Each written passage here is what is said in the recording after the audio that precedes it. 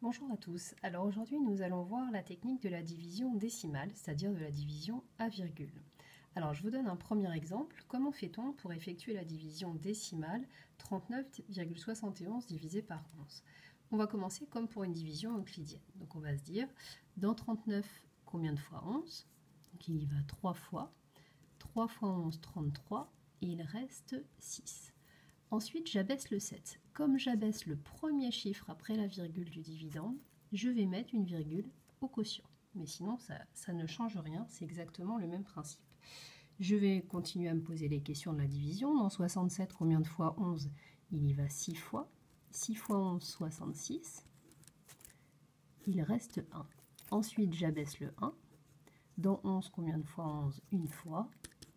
Et 11 fois 11, ça fait 0.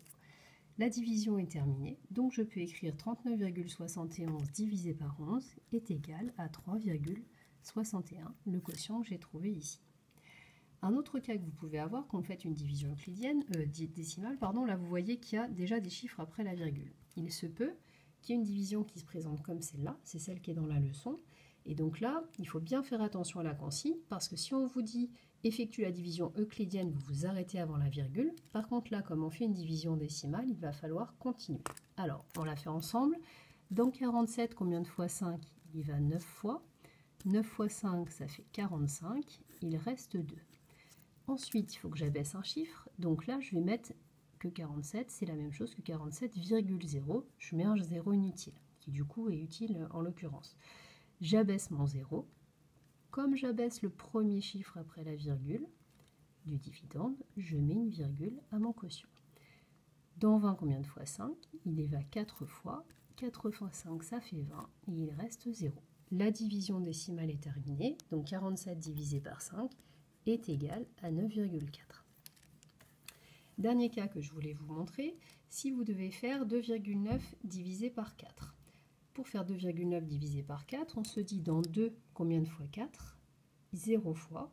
Mais là, on ne peut pas prendre 2,9 ou 29 parce qu'il y a la virgule qui fait barrage. Donc, on est obligé de commencer par 2. Donc, dans 2, combien de fois 4? On a dit 0 fois.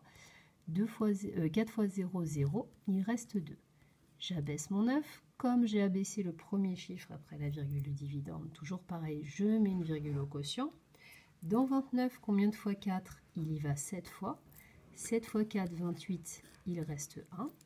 La division décimale n'est pas terminée, donc je mets un 0 inutile que j'abaisse, et je continue.